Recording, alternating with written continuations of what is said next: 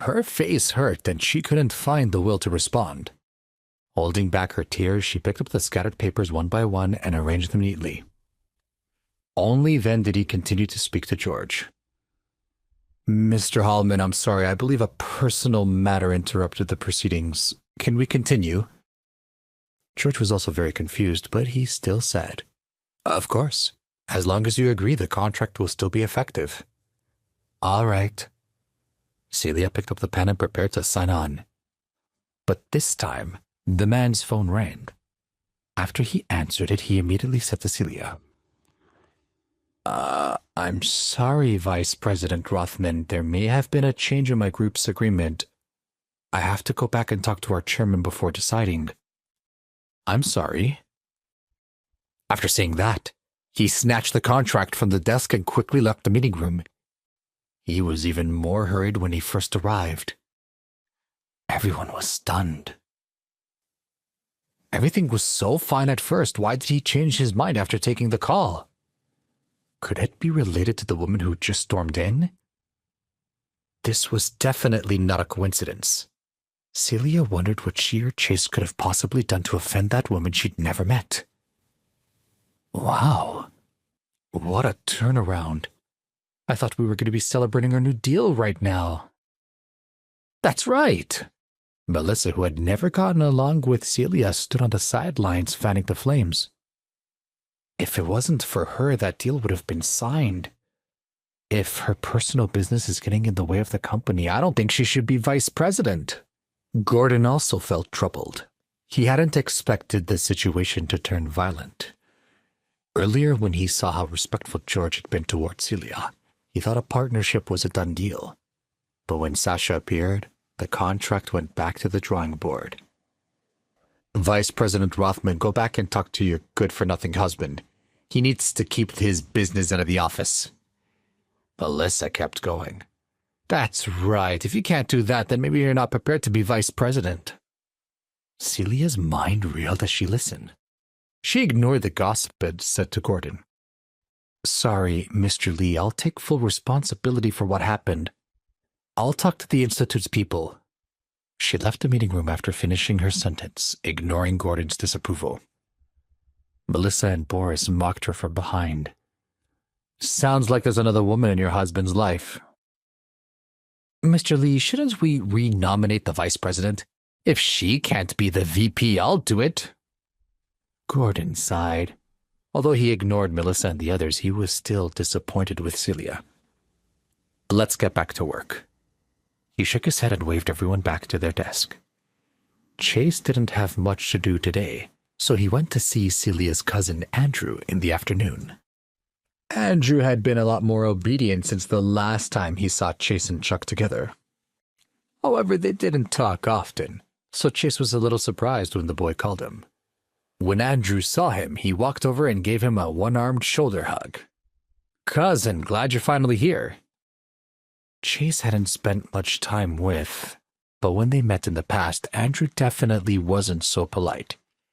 He couldn't help but ask, Why did you call me here? Football, Andrew said. Today's my classmate's birthday and we're putting on a game together.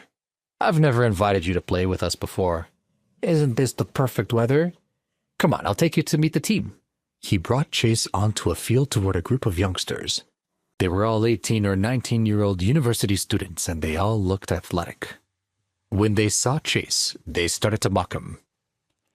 Andrew, isn't this the cousin of yours? He doesn't look like much. Dressed in rags, can he even survive a game? You must be desperate for another player. Everyone was disappointed. They were looking forward to Andrew bringing an athletic person like them. He didn't even bring his own gear. The other people on the team waved dismissively, not wanting to play with Chase. Ignoring the ridicule from the crowd, Andrew said proudly, What do you all know? This guy trains with Chuck Stevens. I know my cousin-in-law doesn't look like much, but he knows the underground emperor of Laudervale. Are we going to play this game or not? At least now we have even teams.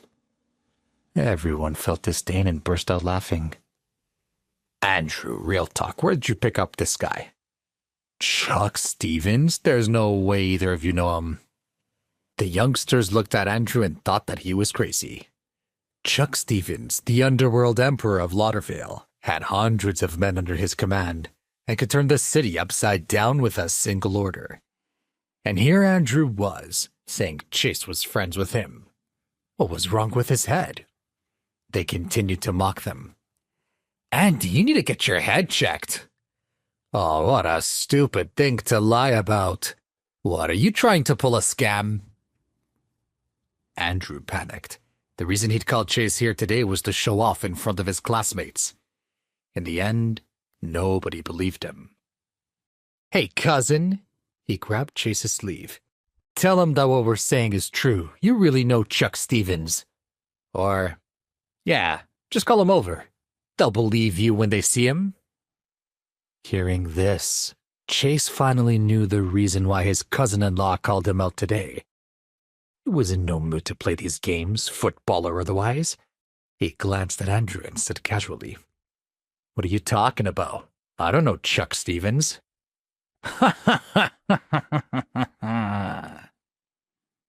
This time, everyone laughed. Nice try, Andy. I feel embarrassed for you. Andrew's face reddened. He was angry and said to Chase, What's your deal? You definitely know Chuck Stevens. That's what you told me. Chase couldn't be bothered to answer him. The kids laughed harder. All right, Andy. He already said he doesn't know the guy. Just let it go. Stop trying to act cool. Just let it go. Whatever. Let's just go play our game. A few of them were in no mood to continue teasing and left the scene. Andrew was very frustrated and asked Chase, You stood me up. Chase didn't feel like being polite. He pointed at Andrew and said, Andy, you didn't want me for your silly game.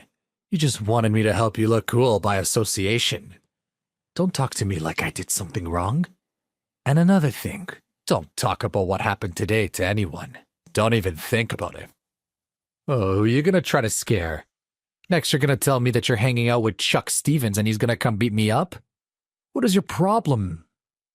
Suddenly, a burning anger flared in Chase's heart.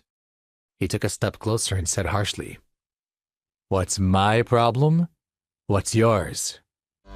Wait, that's not the end. You've just had a free taste. Now get the full story on the Pocket FM app, link in description. Check out our next video and playlist, and don't forget to like, share, and subscribe.